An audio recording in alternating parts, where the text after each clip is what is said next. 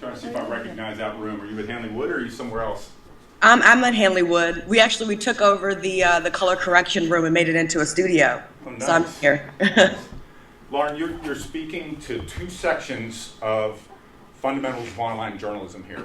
And as I told you, the section that I'm teaching, I gave them an assignment last week to shoot a news story, 30 to 120 seconds on an iPhone, right? What I want these students to understand is how video works. I know that iPhone isn't your specialty. You shoot real cameras, you do real video. But I wanted them to have a chance to talk to you, get some feedback from you on what's going on right now in terms of video, what you see that you like, what you see that you don't like. Yeah. But as we're getting started, I wanted to start just by telling them about how we hired you at Hanley Wood. And I remember when Caitlin sent me a note saying, there's this woman that I'm really interested in, I want to hire her. And she sent me a link to, I can't remember what site it was, but it had several of your videos on it, right? And so you had an online portfolio, which really made a big difference, right? It really helped me say, this woman has chops, she's a very good videographer, she's also digital, which is something I was looking for. And we brought you in for an internship program, remember? Yeah. What we were doing with that internship program is we were hiring people who had already graduated for the most part, or who were seniors in college. And honestly, I was test driving, right? I would bring the student in, we would run the internship, and then if the person was exceeding expectations, I did everything I could to hire them. Lauren was one of those people who completely exceeded expectations. So we hired her at Hanley Wood. We hired several people out of that program. Lauren, what I would love if you could just start to talk to the class a little bit about what is your training, what is your background? Totally. How did you get to where you are today? Yeah. So I studied journalism and mass communication at George Washington University, and from there I finished school in 2010. And media was very much so changing at that point. Everything was kind of going digital. I saw newspapers really dying. And I decided to just start freelancing. And I really just kind of took it upon myself, just being a movie lover and just kind of following my passion for film to start creating videos. And so for a while I worked for free because I didn't have any experience or anything like that. And I took a few internships before Hanley Wood, and really had some great mentors and had some people teaching me on the job, and was able to make some feature-length documentary films just contribute to their work. And so I really got a taste for, feature-length movie production and documentary production. And so combining that with my journalism degree, I saw that, Hanley Wood wanted somebody to do video for their magazines. And I took that opportunity and just kind of ran with it. In terms of when I got to Hanley Wood, I met with Bob, and our visions really collided in terms of where we saw digital media growing and what video for the company could be. And that really excited me because he was very you're the video expert, do your thing, go ahead and make something creative and great for us to watch that isn't just cookie cutter and kind of basic conference footage. So I really I felt like I learned the basics of fundamental journalism and storytelling when I was in school, and the video production, camera stuff, all of that I picked up on the job, and just really pushing myself and buying an entry-level DSLR, going out on my own, filming music videos for my friends, just really doing anything that could build my portfolio and really give me experience doing video. That was a big deal because that's the reason that I brought you in, is you were building your portfolio. I saw those things that you were working on, had a chance to think, this woman really knows how to handle a video camera, she knows what she's doing. That was part of the reason you got the job at Hanley Wood, right? Yeah, definitely. And I mean, that's really what my role here has grown into. I'm a video producer now at Hanley Wood, so I've been really just, the company has several publications, all in the residential construction and architecture industry. And so we do their online video content for all the Hanley Wood brands. And so there's 4 of us on the team, and we divide it up pretty evenly. And so you have 4 people. You have 4 people on your video team now. Yeah, Wow, so yeah. it's doubled since I was there. Wonderful. Yeah, so it's me and Caitlin, and then actually we hired on another video producer. A guy was an intern for a while, and he got full time. So yeah, it's definitely growing here at Hanley Wood, and we've really been able to kind of take our video expertise and make our multimedia kind of element to the articles that we accompany something that's special, something that tells another story. I think that that's something that we've really done to kind of distinguish ourselves, is not necessarily doing the same thing you would do in print and video, because they're different mediums. People consume them differently. So with video, you can really focus on the things that are pretty, the things that are just like the little minor details. So, I mean, because we could have, you know, a 1-minute video of like an unboxing of a product to go along with a full product review about what exactly it does. So, I mean, kind of thinking outside the box in terms of, you know, the reason why you would choose to put something in video rather than making it a written article or radio's news spot. And Lauren, how do those conversations happen with the news team there? I mean, how do you do things that aren't duplicative, where you're basically just doing video that parrots the text? And then how are you relating with the word people in the room? You know, does that always work? I mean, you know, sometimes it breaks down. Tell us a little about that. You know, we get a lot of pushback, and we don't have very much budget to do a lot of things we want to do. So I think it's a matter of us being creative and doing what we have with what we can. And a lot of the things that we push for are backed by data and evidence. We have analytics for how well all of our videos perform. And so if there's something that, you know, is doing well, we'll push that forward. We track the data for everything and make sure that it's making money for the company and also engaging our audiences. So it's really a conversation between the video team and the senior editors in terms of what they're doing and what they want to do. And then we're really like that video expertise as to how to make that happen. Wonderful. So it's a very collaborative process for sure. Video is, I mean, to be a one-man band is pretty impossible considering all the elements that you have to focus on. So it really is very collaborative. You said a couple things that fascinate me. One is, you came out of journalism school essentially without these skills and realized you needed them and acquired them. That's, guys, how I learned almost everything I know, right? In school, I got a foundation, but when people were like, how did you learn HTML? I sat up all night every night in 1995 figuring out how to write HTML. Lauren, you came out of school apparently and realized there's a piece of my skill set that I need. Oh, yeah. I'm going to go out and acquire that. Talk a little bit about your journalism education and A, what you got there that's invaluable to you, and B, what did you not get there? Obviously, video production may be one of those things, but what did you not get there that you think you should have had coming out? Yeah, I mean, you know, I was the first thing that comes to mind is I should have had a job before I graduated, doing whatever it was. But yeah, I mean, with school, it really is what you make of it. I mean, you can go through the motions, get the grade, you know, float through it, be an A student, but I mean, you really have to take the time to push yourself and to make yourself stand out and to really find a mentor, you know, find somebody that you can relate to, that you can talk to, that will help guide you, that will write you a recommendation if you need it, or be able to tell you, you know, what you should ask during an interview, you know, when you go for a job. I think if I could go back and do it over again, I would have definitely made my relationships with my professors stronger and tried to come out of school with more mentors and more people to go back to when I was in the real world, because they're in the real world. Like, your professors have jobs, you know, they're working now, they're living their lives like you will be expected to as soon as you graduate. So, I mean, they're your best resource. So I would definitely try to, you know, really establish those relationships and find a good mentor. So as far as video production goes, talk to us a little bit about the equipment you use. And do any of your reporters, folks like that, do they shoot it all, or do they basically turn to you for all of that? Well, more and more people are kind of getting their own DSLR cameras and shooting video by themselves and sending us the footage to edit. But mostly in office, we use DSLR cameras, like the ones that you take photographs with the detachable lenses. Right. And we'll use a separate audio recorder and microphones and basically record the video and the audio separately.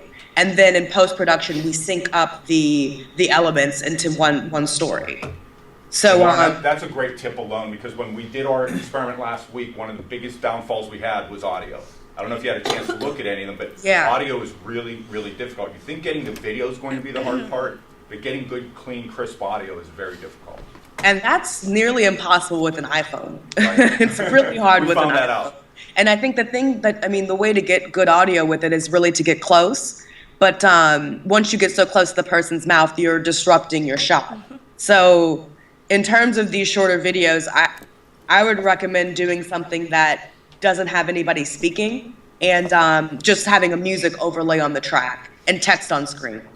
I know several of you did that where you just had, like I saw one video that was describing somebody making dinner. They were making pasta. Yeah. So like that, I thought that was great because that's something that's like, you should go for something that you can easily produce. Don't shoot for the moon, really, when you're making something so small and just like your first kind of entree into video. Like one of the first projects I did in school, I was taking a similar class to this, a digital media class, and we were supposed to interview somebody important for like 3 minutes. And I interviewed my boyfriend.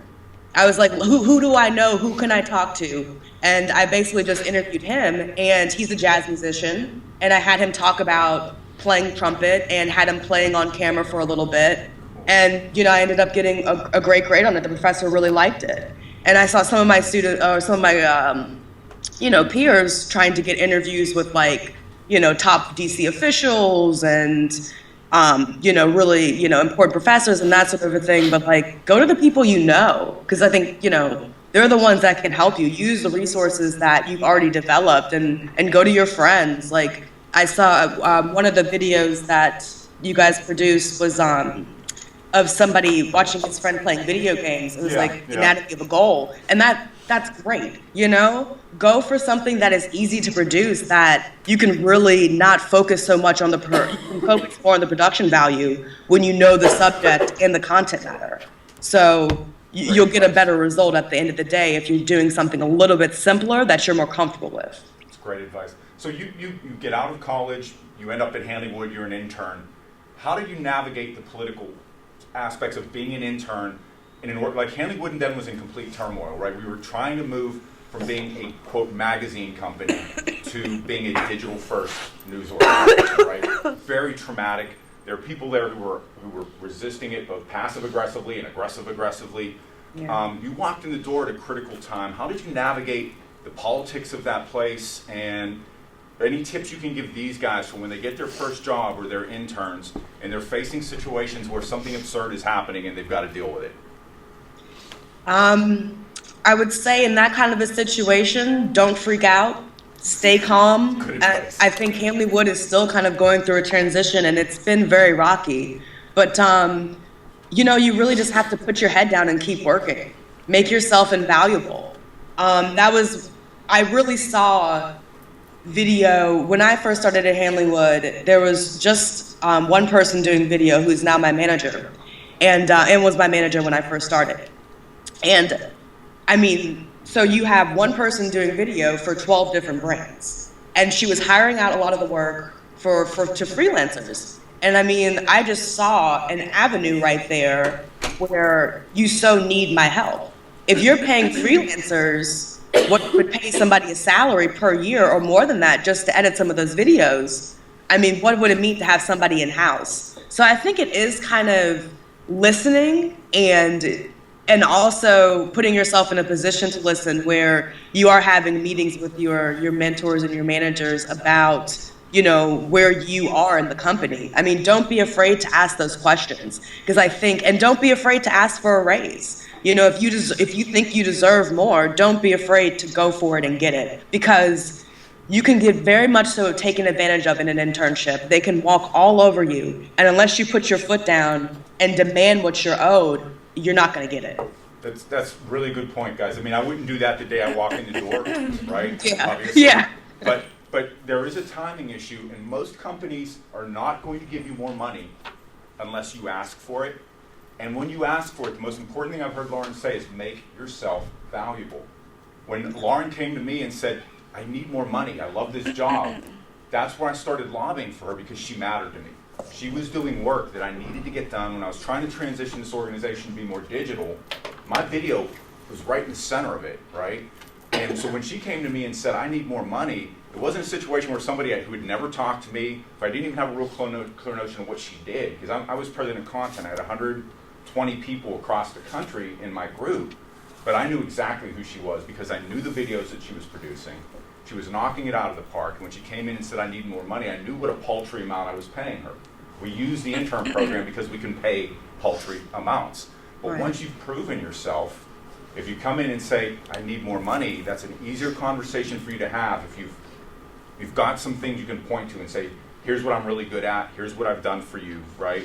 Otherwise, people don't tend to come to you and throw money at you just because you're there, right? Now, that's a difficult conversation to have. How did you manage that? You know, I think it was mainly the things that I did coming up to that point and really making myself an integral part of Hanley Wood, because I was comfortable enough just to go up to Bob and, I need 15 minutes of your time. And I had, the reasons why I thought that I deserved a raise and, go to the analytics, see kind of like how much you're bringing in, that sort of a thing, like try to find some good data to back up what you want. And you really just have to be bold and just ask for it. I thought kind of developing that relationship so it's not strange when you go and do ask for it. And I think that it's something that you should kind of walk in day one with that mentality that you're a little bit more than an intern. Don't go around kind of asking people, what they want you to do. You should really take some initiative and really, never stop working. Never just twiddle your thumbs. Never just go there and like ask somebody what they need. You have to kind of read their minds a little bit. Give them what they want or give them what they should want. I mean, every time I saw Lauren, when I would walk through the room, she was hunched over her computer editing. She was always working. She was always talking to the people around her. That's what made her valuable to me, right? She became one of my disciples, right? Somebody who was out there helping me preach how important digital was going to be in the organization. It's been 2 years since I was in Hanley Wood, and Lauren said there's still turmoil there. They have no monopoly on that, guys. Every media company has this turmoil. Hanley Wood is a really good company. They produce wonderful products. Architect Magazine is gorgeous. Remodeling Magazine is a really good, practical, utilitarian book. But this is going on everywhere, right? And in that turmoil, when you walk into it, you can either be somebody I have to babysit, or you can be helping me move things forward and make the transformation. Lauren did that, right? That's probably one of the most important messages you can take out of this discussion, I think. Yeah, and that's really what takes you from being an intern to a full-time employee, is coming in that first day and really being a full-time employee, not acting like an intern, acting like, I'm just going to kind of take it easy and not really, I'm going to work for what I'm getting paid for. You have to work harder than that little bit of money. And before I got that internship, most of the stuff I was doing was like freelancing for free. It was really just trying to build my portfolio and working with people that I had made connections with just to kind of help them out and be their, PA. So I really think that it's a matter of really not worrying too much about the money and worrying more about the work when you're an intern, because the money will come if you work hard enough. So Lauren, did you hit situations where some crusty old guy, and it's usually a guy, was just difficult, right? Hard to deal with? If you hit those, how did you manage that Because this is usually someone who's 20, 30 years in the business, knows really well what they're talking about, but is a little afraid of you because you know things they don't, right? Yeah. Can you think of situations you've had to manage that were similar to that where, and I don't want you to name names obviously, but just where how you navigated that, because you don't have any power in that situation, right? Even when you're a full-time staffer, you're younger, you're new in the door. Yeah, and I think it's really a matter of having thick skin. Yeah. And carrying yourself in a way that you're not meant to be messed with.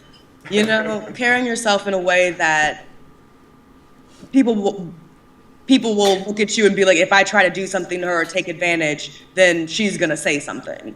I think it's just a matter of kind of carrying yourself in a way. And also, just kind of taking it with a laugh too, because I've That's definitely important. I've gone to a lot of I've been in a lot of situations like Bob's describing, and you just have to kind of take it with a grain of salt, really, and just kind of keep a smile on your face and just kind of laugh it off, because people are always going to say offensive things or put you in a situation like that where you're not necessarily you know you're going to have to kind of defend yourself, and you should always do that.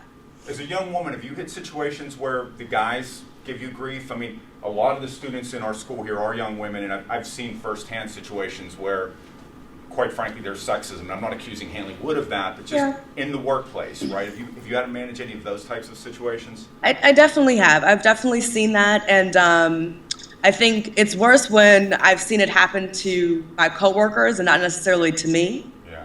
And you really, it's like you can't really stand up for anybody. But I mean, really, it's just like anything in life. You just kind of take it as it comes and make sure your skin is thick and kind of carry yourself in a way that you demand respect. I think I that's think that good that's advice. one thing that's really helped me at Hanley Wood. I felt like I've dressed a certain way. Usually I don't wear a lot of skirts here. I don't wear a lot of dresses. I usually wear, jeans and cover myself up. And I think, once you kind of just send a message like that, I think that that's something that's kind of helped me at Hanley Wood in terms of how people perceive me, is kind of dressing a little bit more pants and that sort of a thing. And it's also a very It's male interesting. culture. It's very interesting to notice how people will treat you differently compared to wearing a dress every day and wearing pants. It is a very male. I mean, they're serving male audiences predominantly, right? Architects, but builders, remodelers. So they had this culture that was very male-centric, both on the staff and the audiences they serve. So one of the things I was trying to do is bring more young women into the organization, because I thought that was a great way to start getting a lot of different diversity in the way we were approaching these topics, right? Yeah. Lauren, could you talk to us a little bit? Is there anything you've done that you're really proud of that you want to talk about, like how you put it together, how it, maybe the one or two things that where you knocked it out of the park? Yeah. I feel like there's a lot of things that I've done at Hanley Wood that I'm proud of, but I guess just recently Eco Building Pulse, one of the brands that we work for, they really don't have anybody doing original content for them. And so I saw that as an opportunity to basically do whatever I want with video, because I won't have an editor telling me, no, that's not okay. So I produced this green roof series, and which is basically like a living roof on a building, and the roof basically makes the building cooler and to live in. It's a little bit more sustainable in terms of the systems. But it's a beautiful garden on a roof, basically.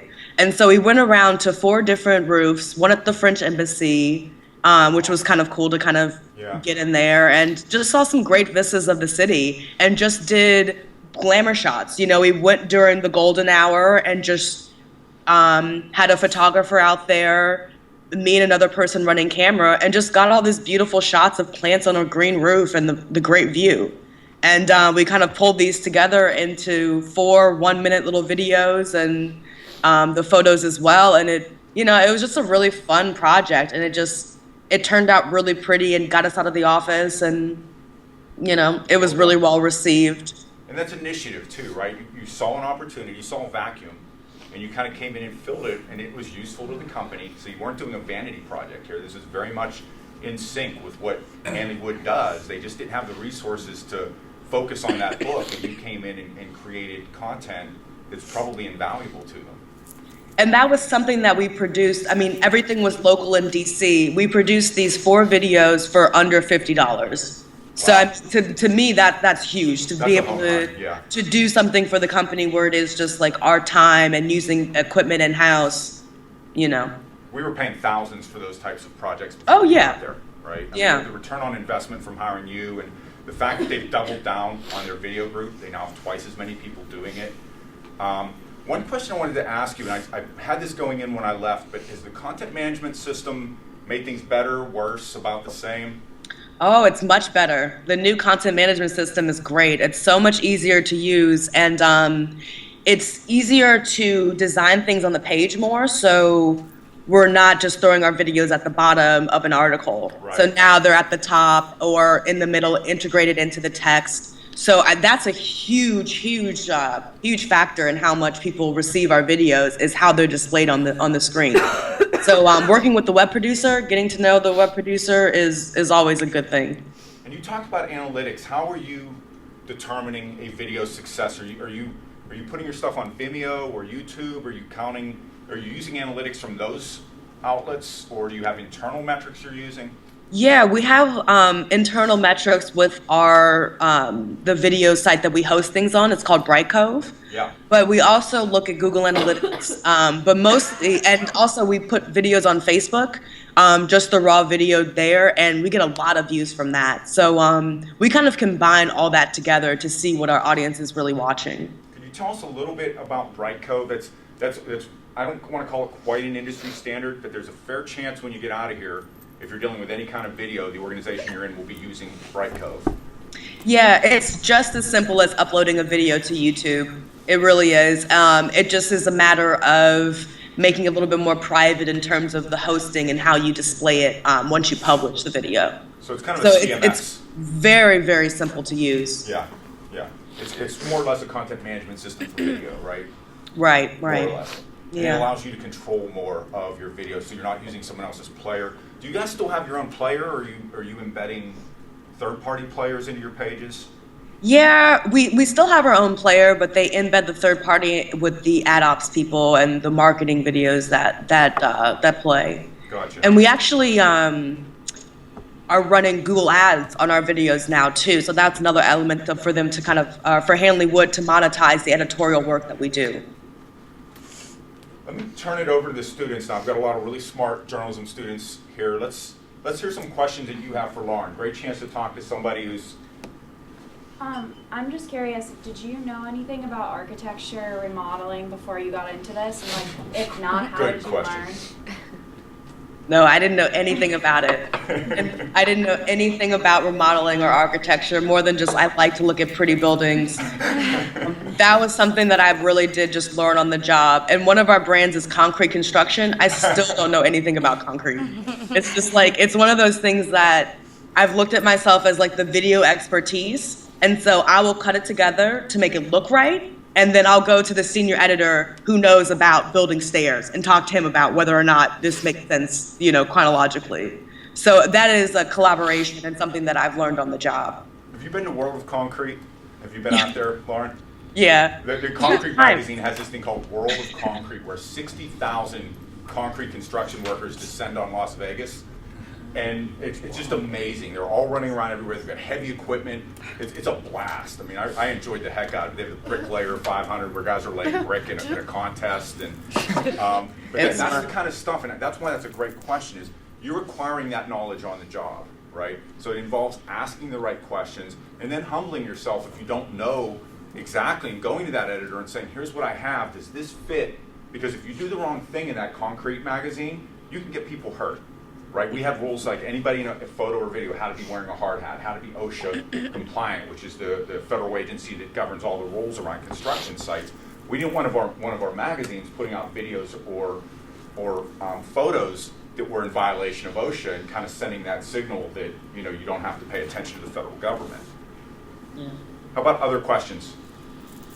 Going along with that, did any of that stuff come up during the interview, or did the rest of your skills kind of make up for it? And then would you say that, would you encourage us to go for internships that might be a little bit out of our comfort level and I guess what we have in our knowledge right now? Yeah, I mean, when that came up during the interview process, my boss admitted that she knew nothing about the construction industry as well. So I think that that's something you can really play to your strengths. If you know video well, you can make a video about anything. If you know how to tell a story, you'll be fine. And now that I've been doing it for nearly 3 years now, I do know kind of how to do drywall a little bit. So it pick it up as you go along. But like Bob said, don't be afraid to ask the question. Don't be afraid to look stupid, because you didn't study this kind of stuff. It's really difficult to know about contracting and that sort of a thing. But on that note too, I mean, do your research. You know, if I'm sometimes I'll do an interview with an architect and I'll just Google them real quick and just look them up and see who it is. Good advice. I mean, just so then at least when you go and talk to somebody, you can have a little bit more of an intelligent conversation. And also, I mean, it just doesn't hurt to Google somebody and look it up real quick.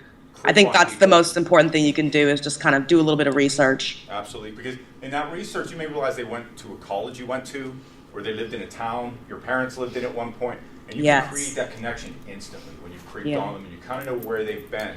I always do that with job candidates, right? When somebody's wanting a job from me, the first thing I do is I start creeping on them and looking for things where I can ask them questions that really go deep into their experience and what they're about. And same for the interviewee side. Before I came into interview, I looked up the girl that I was going to meet with and actually found her Pinterest page and was able to Nice. kind of talk to her a little bit about stuff that she had pinned and stuff that I knew that she would be interested in and that she liked. So, I mean, it's important to do your research ahead of time and you can really kind of, create a relationship a little bit easier.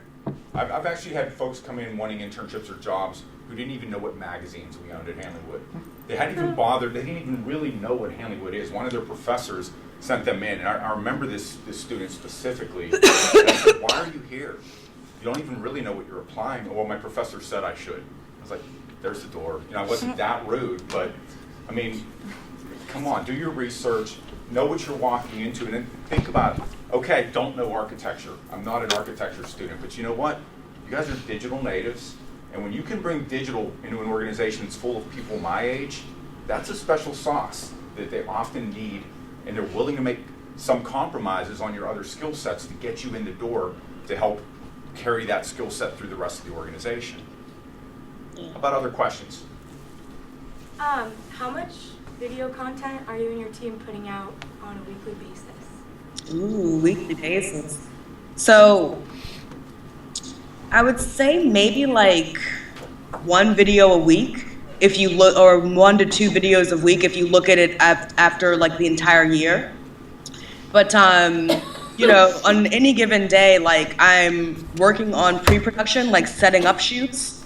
Sometimes we'll be doing things in the office, like actually filming stuff, and then actually out like editing the work after we're done. So I mean, it's really like a combination of all 3 of those things. And we do trade show coverage. So when a trade show is coming, it's a little bit heavier workload. And when it's not a trade show, we're expected to come up on ideas of our own and produce those. So it really varies. It really varies. But I would say like I'm editing 3 videos right now, and we have a trade show this week. So for the rest of the week, I'll be out of the office filming at that. What's the ideal length of a video, Lauren? Do you find kind of a sweet spot for the best length for videos, or is it just very? Because before you got there, what we were doing is we were going to trade shows, setting up a camera and shooting someone talking for 60 minutes, and then putting online, hoping someone would look at it. They didn't look at it, right? Yeah. And you mentioned that with that Eco Building Pulse thing, you were doing 1-minute videos, right? Yeah. Is there a sweet spot in there that you guys are gravitating toward, or is it just very ad hoc and based on whatever you're shooting? It's a little bit ad hoc and based on what we're shooting, but in terms of like product reviews, that sort of a thing, that should be like 2 minutes. Kind of things that are mainly visual driven, I would say 1 minute, and then nothing longer than 5. Amen. Yeah, nothing longer than 5. I think the shorter you can tell your story, the better. Other questions? Chris? Yeah, so kind of merging together your discussion of the interviewing and Bob's discussion of the cranky old man, per se. So if you run into trying to argue for a salary raise,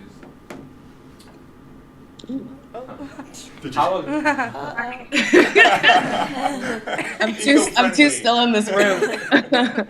So how aggressive do you find yourself trying to be as far as your approach goes? Like, did you have to really like deal with somebody who was like hard-nosed about? I mean, obviously, at one point it was you, Bob, but Yeah. Generally, like, do people have to deal with like hard-nosed bosses in the industry, or is it more like kind of just listing your resume all over again, but while you were there, and just saying, oh, well, I've done this, and I've done that, and I've done that, and it's that simple?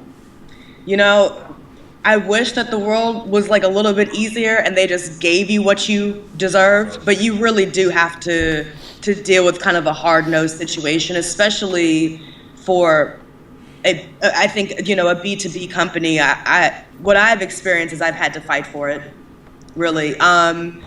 And I think it's just a matter of having your justifications lined up.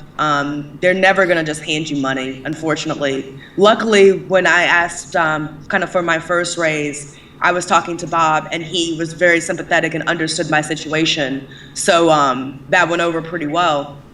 But, you know, you are just going to have to defend yourself and have to be ready for somebody to say no if they don't want to give it to you. But, I mean, you should definitely go in there prepared. Have your list of reasons why, what you can do more, that sort of a thing.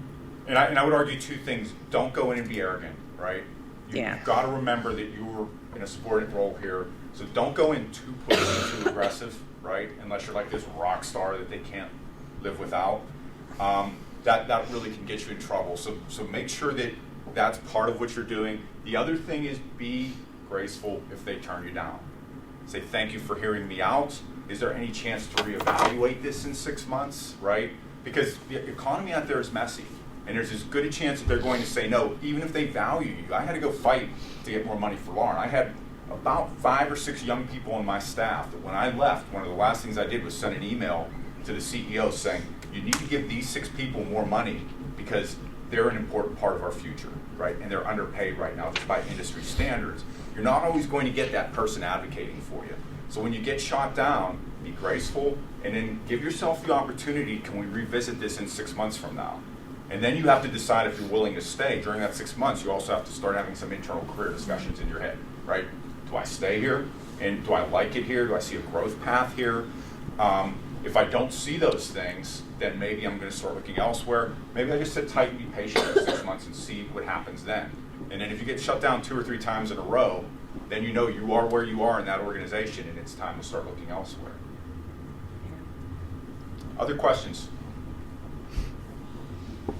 What kinds of social media strategies is Hanley Wood incorporating, and how successful has outreach been with that? Yeah, we've been, social media has been pretty successful. It depends on the brand in terms of what is the best outlet to go. But we've seen a lot of support with Pinterest, which is kind of interesting considering that most of our audience is male and Pinterest is mostly female. Yeah. But yeah, I mean, Facebook is really huge for us. Twitter is really huge for us. Instead of like writing up articles about events now, our reporters will go and just tweet at the event. They'll live tweet it. And then they'll, use that basically to get the information out. So we're definitely using social media in a lot of ways. And Facebook has been huge for sharing our videos. I mean, we get thousands of views on Facebook. So are you uploading directly into Facebook, or are you Yeah. pasting? And then when you do that, are there any differences in the way you produce the video when you know it's going to be part of the Facebook feed? Kind of what I'm asking is like, because I look at my Facebook feed, they all come through muted. So I'm noticing more and more subtitles and text are driving those Facebook videos in a major way, right? And I'm just wondering if you guys have noticed that, if you're needing to do that, or if your audiences are so engaged, which they are. I mean, they're speaking in some senses to the converted, right? Construction workers, Yeah. builders who need to know this information. But how are you guys handling that? We really haven't done anything with subtitling like that. We've really just been uploading them directly to Facebook and then using the page to direct people back to the Hanley Wood sites. Gotcha. So we've had a lot of engagement through without having to manipulate our videos in any way. Other questions? Graduating and realizing you didn't really have the skill set for what you wanted to do, how did you figure out how did that, I mean, I'm graduating and man, I'm honestly terrified, so how did you figure out what you needed to do? Yeah, I mean, I would say don't be scared. You should be excited. Just take a deep breath and embrace it, really, because you can now determine what you do with all of your time. And with that time, you can do Lynda training. That's how I learned to do a post-production software. And now I added on 2 nonlinear programs. So I would say go to Linda, do your own training with what you want to be good at. And then also, I mean, be willing to work for free, look on Craigslist, find some free, sports photography job or something like that, and just go out there and do it. I think it's really just a matter of having that time for self-reflection, which is kind of nice because you won't have to focus on school and during the summer. So I would say just, spend a month just thinking about what you want, where you would want to be, how you would want to make your money. And I think from there, go with your hobbies, what do you like to do, and try to figure out how you can make money doing what you like to do. And it's difficult. It's really difficult. I feel like it's still not easy kind of navigating the workplace, but it's something that you just have to kind of be mature and run with it. I don't know if that helps. Make allies within it, right? Find the people who are more seasoned, have the experience that you can kind of sidle up to, and find allies and mentors within that workplace. Yeah. And I think the big thing for me was working for free. I really put myself out there and worked really hard for absolutely nothing. And I really got some great relationships and got some great experience. And then they started paying me. Once I worked for free for a year, they started paying me to do freelance jobs. So it's really just a matter of kind of swallowing your pride a little bit and just going for what you love. And that's tough advice, guys, because I won't even let people come in to try to pitch free internships to you guys, because I just don't believe in working for free. But desperation is what it is, and if that's the way you need to build your portfolio, it does build your portfolio, right? It does show a certain ruthless willingness to do whatever it takes to get in the door. That's an important thing. And I mean, I was, freelancing film and walking dogs, just kind of making it working really hard and kind of pulling my hair out, and eventually just kind of settled. That was my question, was how you supported yourself while Dog working walking. for free. Yeah, I was walking dogs, which was awesome. A great part-time job. How about other questions? Anything else you guys want to ask? Okay, Lauren, I'm going to close with one of the most unfair questions I always ask is, where do you see yourself going? I mean, where would you like your career to be 5 years from now? And what are you doing to sort of point yourself toward that goal? So I would say I see myself kind of transitioning more into doing my own video production, kind of working for myself and picking up more freelance jobs and having my own company. That's kind of my eventual goal. And what I'm doing now to build that is building my online presence. I'm building up my Vimeo site. I'm, buying my name, my URL, and creating a website, building a brand for myself online. I think that is what I can do right now to really catapult myself into a better position in the future. So, I mean, I would definitely recommend that to you guys too, to kind of build your online presence, build your online professional presence, and really try to, to brand yourself. Any other final questions? Lauren, next time I'm in DC, beer on me. All right, sounds good. Thank you so much for your time. This was Hey, really, really I useful. got one more little piece of advice for you Please. guys. In terms of storytelling, I know it's not video, but listen to NPR podcasts. It's Yeah. helped me so much listening to NPR, Interesting. Planet Money specifically, in terms of making dense information and turning it into something narrative and fun. You can learn a lot by listening to NPR podcasts, I think. Brilliant advice, because when they think about cereal, right? Everybody who talks about cereal just gushes about it, and that's storytelling in its purest, most beautiful form. I mean, they bring you along from week to week, from podcast to podcast. It's storytelling done so well. And whether you're shooting video, whether you're writing, whether you're taking photographs, you're always telling stories. Even if they're stories that only last 30 seconds. Think about the narrative and how it comes together. Lauren, thank you very much. Yeah, no problem. Thank you guys. Have a great day, okay? You too. Thanks.